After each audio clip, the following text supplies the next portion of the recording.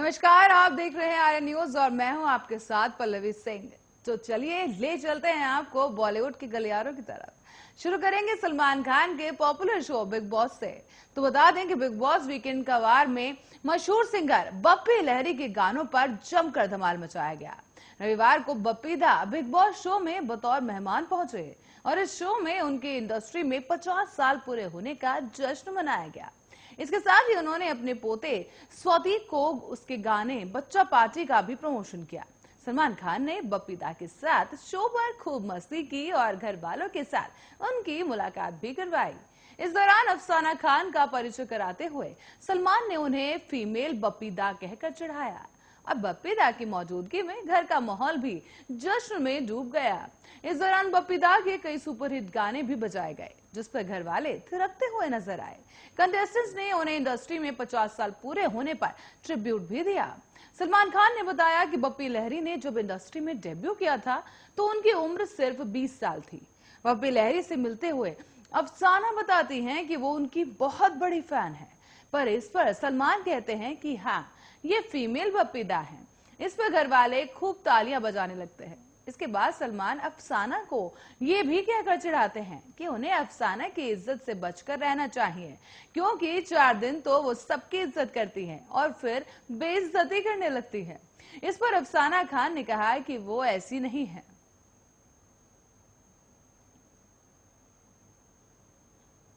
अब बॉलीवुड एक्टर रणवीर सिंह अपनी फिल्मों से फैंस को इम्प्रेस करने के बाद अब छोटे पर्दे के जरिए उनका दिल जीतने के लिए आ गए हैं। कुछ वक्त पहले ही उनके अनोखे quiz show the big picture की टीवी पर शुरुआत हुई।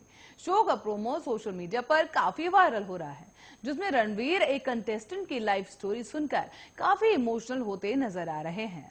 शो में आए कंटेस्टेंट्स रणवीर को बताते हैं कि जब वो 7 साल के थे तो उनके पिता का निधन हो गया था। रणवीर सिंह अपने शो के हालिया एपिसोड में अभय सिंह नाम के एक शख्स का स्वागत करते हैं और अभय रणवीर को अपनी जिंदगी की कहानी सुनाते हुए कहते हैं कि जब वो 7वीं क्लास में थे तब उनके पिता का निधन हो गया था।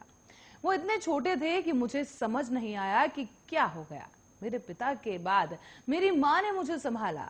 साथ ही हमारे घर में ज्यादा पैसे नहीं थे, इसीलिए मेरे भाई बहन हम सभी लोग स्कूल नहीं जा पाए। अभय की ये बात सुनकर रणवीर के दिल को इस कदर ये बात छू गई कि उनकी आंखों से आंसू बहने लगते हैं। इसके बाद रणवीर वीडियो कॉल के जरिए अभय की फैमिली से भी बात करते हैं और उनकी मां के संघर्ष को सलाम करते हैं। तो वहीं शो में एक और प्रोमो में रणवीर अभय के साथ काफी मस्ती करते हुए भी नजर आते हैं।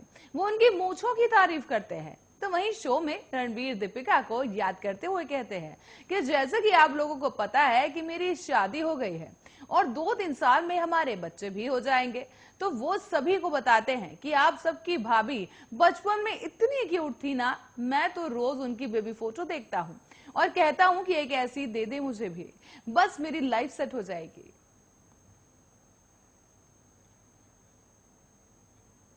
और एक वक्त था जब कृष्णा अभिषेक और उनके मामा गोविंदा के बीच रिश्ते प्यार भरे हुआ करते थे, लेकिन हर परिवार में कभी ना कभी कुछ ऐसा मतभेद हो जाता है जिससे परिवार भी मुश्किल में आ जाता है। काफी समय से मामा भांजे में तकरार देखने को मिल रही है। यही कारण है कि जब भी द कपिल शर्मा शो में गोविंदा आते हैं तो कृष्णा अभिषेक उस एपिसोड से दूरी बना लेते हैं, लेकिन कपिल के शो में नजर आने वाले कृष्णा के बाकी साथी कलाकार इस मुद्दे पर कृष्णा की चुटकी लेना नहीं भूलते। और अब तो कपिल शर्मा ने भी ले लीजिए कृष्णा के मजे। ऐसे में हाल ही में द कपिल शर्मा शो के सेट पर तापसी पन्नू पहुंची तो सेट पर हमेशा की तरह खूब मस्ती हुई और वहीं पर कृष्णा अभिषेक इस दौरान नाला सोपारा के सपना के गेटअप में पहुंचे थे। इस दौरान सेट पर पहुंचकर सपना कहती है, मैंने कल ही सांड की आंख देखी, लेकिन जब सांड ने मेरी आंख देखी ना तो मैं बहुत डर गई। इस पर बीच में ही कपिल शर्मा उन्हें टोकते हुए कहते हैं कि इससे तो मामा भी आंखें दिखा जाता है।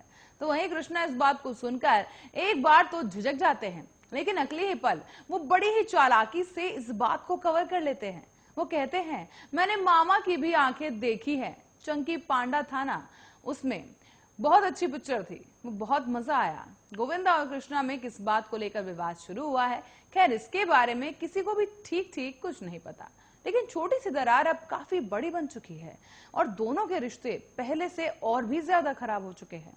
कृष्णा अब वहां से दूरी ही बना लेते हैं जहां पर गोविंदा होते हैं। और हाल ही में जब गोविंदा द कपिल शर्मा शो में पहुंचे थे तो कृष्णा ने उस एपिसोड में आने से मना कर दिया था। खैर, ये दोनों परिवारों के बीच की बात है, लेकिन इसका मजाक अक्सर कृष्णा के साथ ही कलाकार उड़ाते रहते हैं। और रियलिटी शो बिग बॉस 14 का हिस्सा रह चुकी एक्ट्रेस नैना सिंह इन दिनों सिंगल रोमांटिक सॉन्ग वजह में नजर आ रही हैं। इस सॉन्ग के प्रमोशन के सिलसिले में नैना रायपुर पहुंची थी और वहां पर ट्राइटोन बाय डायची होटल में चल रहे फूड फेस्ट में भी नैना ने हिस्सा लिया। इस दौरान नैना ने बिग बॉस शो और पर्सनल लाइफ के दिलचस्प किस्सों को एक निजी चैनल से बताया। बताते चले कि उन्होंने देश के सबसे चर्चित रियलिटी शो के बारे में खुलासे किए हैं। नैना ने बिग बॉस शो को लेकर कहा कि मैं एलिमिनेट होने के बाद मुझे शो की टीम ने लोगों ने कॉल किया था। उन्होंने मुझसे कहा कि तुम बाहर जाकर किसी से शो के खिलाफ कुछ नहीं कहोगे। मैंने सीधे कह दिया क्यों ना कहूं, मैं तो बोलूंगी। मैं ऐसी नहीं हूं कि झूठ बोलूं या डिप्लोमेटिक आंसर दूं। चाहे किसी को अच्छा लगे या बुरा लगे, जो सच है मैं वही बोलूंगी। बुरा लगे तो जयराम जी की। ये पूछे जाने पर क्या फिर से मौका मिले तो नैना बिग बॉस शो में जाएंगी, उन्होंने हाथ जोड़कर इनकार करते हुए कहा, कभी नहीं, मुझे माफ करिए, मैं उस शो में नहीं जाना चाहती। मुझे महसूस हुआ कि वो वहां जिन्हें देखना चाहते हैं, जो उनके प्रिय होते हैं, वो उन्हें ही दिखाते हैं। बाकी के कलाकार बैकग्राउंड डांसर्स की तरह बनकर रह जाते हैं। हो सकता है कि इन बातों की वजह से वो मुझे बैन कर दे, मगर मैं वहां बिल्कुल नहीं जाना चाहती। और नेटफ्लिक्स की सीरीज स्क्विड गेम्स ने सारे रिकॉर्ड्स तोड़ डाले हैं। वो न सिर्फ ओटीटी पर सबसे ज्यादा देखे जाने वाली सीरीज बन बैठी है, बल्कि पिछले एक महीने में जबरदस्त कमाई भी कर डाली है। इस सीरीज ने कंपनी के लिए $900 मिलियन की कमाई कर कमाल कर दिया है, जबकि इसके निर्माण में सिर्फ $21.4 मिलियन का ही खर्च आया था, जो बाकी कई बड़े शो की तुलना में बेहद कम था। बता दें कि south Korean series squid games को दुनिया भर में काफी पसंद किया जा रहा है। इसे होंग जोंग होंग के डायरेक्ट किया है और इसके साथ ही ये नेटफ्लिक्स पर अब तक की देखी जाने वाली सबसे ज्यादा पॉपुलर सीरीज हो गई है। एक महीने में इस शो को करीब 132 मिलियन लोगों ने कम से कम 2 मिनट तक जरूर देखा है। ये वेब सीरीज 17 सितंबर 2021 को लॉन्च की गई थी। इससे पहले रिकॉर्ड ब्रिजटन के नाम पर था, जिसे रिलीज के पहले करीब 28 दिन में करीब 82 मिलियन लोगों ने देखा था। लेकिन स्क्विड गेम शुरू करने वाले करीब 79% लोगों ने इसे कम से कम 75 मिनट तक देखा है, जबकि 66% दर्शकों ने ऑनलाइन होने के पहले 23 दिनों में ही इस सीरीज को खत्म कर दिया। स्क्विड गेम के 9 एपिसोड हैं और इस सीरीज की कहानी ऐसे लोगों पर आधारित है जो कि कर्ज में डूबे हुए हैं। इस सीरीज की कहानी में करीब 456 लोग दिखाए गए हैं जो कर्ज के जाल में बुरी तरह फंसे हुए हैं। इन लोगों को पैसे का लालच देकर एक गेम में पार्टिसिपेट करने के लिए कहा जाता है, जिसके बाद ये लोग कोरियाई गेम में पार्टिसिपेट करते हैं और ये खेल कोरियन बच्चों के गेम पर आधारित है। इस गेम में एक के बाद एक सभी लोग मारे जाते हैं। आखिर में बचने वाला इसका विजेता बनता है, जिसे इनाम के तौर पर $38.7 मिलियन की राशि दी जाती है। अब बात करें शहनाज गिल की, तो शहनाज गिल और दिलजीत दोसांझ की मच अवेटेड फिल्म हौसला रख 15 अक्टूबर यानी दशहरे के दिन रिलीज की जा चुकी है। हौसला रख के पहले ही दिन की कमाई को सुनकर आपके होश जरूर उड़ जाएंगे। ऐसे में ये जानना भी बेहद जरूरी है कि शहनाज गिल की फिल्म ने पहले दिन कितनी कमाई की। बॉक्स ऑफिस पर हौसला रख ने कई रिकॉर्ड तोड़े। इस फिल्म ने पूरे भारत में 2.55 करोड़ की कमाई की है। यही कारण है कि पहले दिन सबसे ज्यादा कमाई करने वाली ये पंजाबी फिल्म बन चुकी है। साथ ही पंजाबी फिल्म शादा के कलेक्शन का रिकॉर्ड भी हौसला रख ने तोड़ डाला है। दिल्ली और यूपी में हौसला रख फिल्म ने करीब 66 लाख रुपए कमाए, जो कि किसी भी पंजाबी फिल्म की कमाई की तुलना में 90% ज्यादा है। इसमें कई फिल्में ऐसी भी हैं जो कोरोना काल में रिलीज हुई थी। हौसला रख ने यूपी और दिल्ली में एक नया ही कीर्तिमान गढ़ा है। इतने बड़े स्तर पर इससे पहले कभी भी किसी पंजाबी फिल्म को दिल्ली में नहीं रिलीज किया गया। राजस्थान में इस फिल्म ने 6 लाख रुपए कमाए। बाकी फिल्म ने 7 से 8 लाख का कलेक्शन सर्किटों में किया है। ऐसे में कहा यह जा रहा है कि हौसला रख आने वाले दिनों में दिल्ली में बेहद शानदार कमाई कर सकेगी। हौसला रख को दशहरे के बाद एक बड़ा वीकेंड भी मिला। ऐसे में फिल्म को इसका फायदा बहुत ज्यादा हुआ है। ऐसे में इस रिपोर्ट के अनुसार फिल्म को देखने के लिए थिएटर्स के बाहर दर्शकों की लंबी कतार देखी गई और ट्रेड एक्सपर्ट का कहना है कि वीकेंड खत्म होते होते इस फिल्म ने करोड़ों का बिजनेस कर लिया है। और पूर्वी बिग बॉस प्रतियोगी और अभिनेत्री सोफिया हयात ने फ्रांस की अपनी यात्रा के दौरान पोर्टल्स ऑफ यूथ पर नामक एक लघु फिल्म में फिल्माई गई है। इस दौरान दिलचस्प बात यह है कि इसे cult movies international film festival के लिए चुन लिया गया है।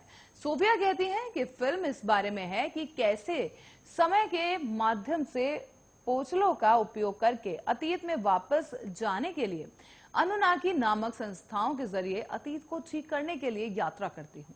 इस फिल्म को मैंने योजना के तहत नहीं बनाया था। मैंने ये सपना देखना शुरू कर दिया था कि ये जगह क्या हो सकती है। इसमें होटल को निस फ्रांस में नेग्रिस्को कहा जाता है और यहाँ बहुत कलात्मक है।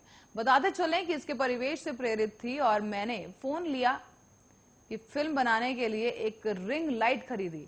साथ ही उम्मीद है कि मुझे इसे भारत में दिखाने का भी मौका मिलेगा। एक्ट्रेस को एक्टिंग के साथ साथ प्रोडक्शन का भी काफी शौक है। उन्होंने कहा कि मैं ये कहने के लिए उत्साहित हूं कि मेरे नियमित फोन पर बनाई गई लघु फिल्म का आधिकारिक कल्ट मूवीज फिल्म फेस्टिवल के लिए चुना गया है। मुझे अभिनय और निर्माण करना बेहद पसंद है, इसलिए मैंने फिल्म में भी अभिनय किया है और इसे फिल्माया है। मैं जिन दृश्यों में हूँ उन्हें मैंने रिंग लाइट के साथ फिल्माया। साथ ही इसके साथ ही आपको बता दें कि सोफिया हयात अपने डेयरिंग अंदाज को लेकर भी खूब सुर्खियों में रहती हैं। सोफिया को भारत में सबसे ज्यादा लोकप्रियता सलमान खान के शो बिग बॉस के जरिए मिली थी।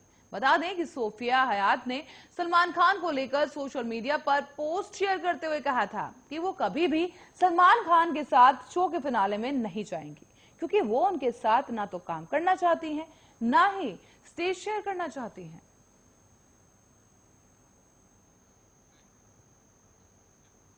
बॉलीवुड एक्टर विकी कौशल इन दिनों अपनी फिल्म सरदार उधम को लेकर चर्चाओं में छाए हुए हैं। इसी बीच उनकी पर्सनल लाइफ भी खूब सुर्खियां बटोर रही है। काफी समय से विकी कौशल को लेकर ये खबरें आ रही थी कि वो कटरीना कैफ को डेट कर रहे हैं। हालांकि ऑफिशियल तौर पर इस मामले में ना तो कटरीना कैफ ने कुछ कहा, ना ही विकी कौशल ने कुछ बोला। बीते दिनों ऐसी खबर सामने आ रही थी कि कटरीना कैफ और विकी कौशल ने सगाई कर ली है, पर बाद में इन खबरों को महज एक अफवाह करार दे दिया गया। इन दिनों विकी कौशल अपनी फिल्म सरदार उधम का जोरों शोरों से प्रमोशन कर रहे हैं। इसी दौरान एक्टर ने एक इंटरव्यू में अपनी पर्सनल लाइफ के बारे में भी खुलकर बात की। विकी ने कहा है कि ये जितनी भी अफवाहें उठती हैं वो महज मीडिया की ही देन होती हैं। जब सही समय आएगा तो हम सगाई जरूर करेंगे। इंटरव्यू के दौरान विकी ने हंसते हुए कहा कि इस तरह की खबरें आपके दोस्त ही फैलाते हैं। जल्द ही मैं सगाई भी करूंगा, जब समय होगा वो टाइम भी जल्द ही आएगा। विकी कौशल और कटरीना कैफ के अफेयर की खबरें उस दौरान सुर्खियों में छा गईं जब अंबानी की होली पार्टी में इस कपल को एक साथ स्पॉट किया गया। उसके बाद कितनी ही बार विकी कौशल कटरीना कैफ के घर जाते हुए स्पॉट हुए, तो कभी किसी इवेंट में दोनों को एक साथ आते जाते देखा गया। शुक्रवार को विकी की फिल्म सरदार उधम की स्क्रीनिंग रखी गई थी, जिसमें कटरीना कैफ भी पहुंची थी और विकी कौशल के भाई सनी कौशल ने कहा था कि मुझे याद है सुबह जब विकी जिम गया था उस दौरान सगाई की खबरें आने लगी। जब वो घर वापस लौट कर आया तो मम्मी पापा ने कहा तेरी तो सगाई हो गई है, मिठाई तो खिला दे। उस दौरान विकी ने कहा जितनी असली सगाई हुई है उतनी ही असली मिठाई भी खा लो।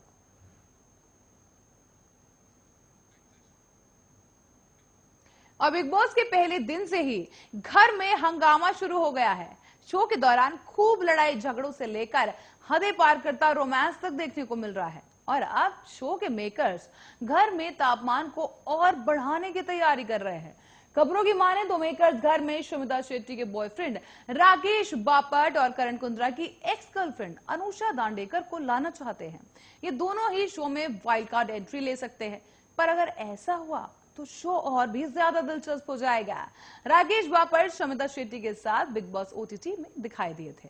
शो के दौरान ही दोनों के बीच काफी अच्छी बॉन्डिंग भी देखने को मिली थी और इसके बाद इन दोनों के ही बीच काफी करीबी आ गई थी। ओटीटी शो में दोनों की करीबियों ने खूब सुर्खियां भी बटोरी थी। अब बिग बॉस ओटीटी के बाद भी शमिता और राकेश एक दूसरे के साथ स्पॉट किए गए।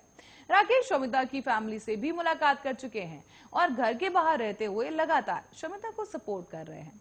शमिता ने भी जब मायशा को अपने सैंडल्स दिए थे तभी राकेश ने उन्हें काफी चीयर किया था। तो वहीं दूसरी तरफ खबरों की माने तो अनुषा दांडेकर को मेकर्स ने शो का हिस्सा बनाने के लिए अच्छी खासी रकम पेश की है। करण और अनुष्का 6 साल पहले रिलेशनशिप में आ चुके थे। इस दौरान बाद में अनुषा ने करण पर चीटिंग का आरोप लगाया था, जिसके बाद दोनों अलग हो गए। जाहिर सी बात है कि ऐसे में अनुषा की एंट्री शो को और भी ज्यादा मजेदार बना देगी और दोनों के बीच नोकझोंक भी देखने को मिल सकती है। तो वहीं कई ऐसे राज भी हैं जिन पर से पर्दा हट सकता है। अब तक दोनों के सीने में दबे हुए जो भी गहरे राज थे वो भी इस शो के दौरान सामने आ सकते हैं। बॉलीवुड की much awaited film the Batman अब उसका ट्रेलर रिलीज कर दिया गया है। साथ ही आपको बता दें कि मैट रीव्स ने इस फिल्म को प्रोड्यूस किया है, जिसका फैंस को काफी लंबे समय से बेसब्री से इंतजार था। कोरोना पैंडेमिक का असर फिल्म के रिलीज पर पड़ा है। और इसी के साथ बॉलीवुड गॉसिप में फिलहाल के लिए इतना ही। देश दुनिया की तमाम खबरों के लिए बने रहे हमारे साथ, देखते रहे आर्या न्यूज।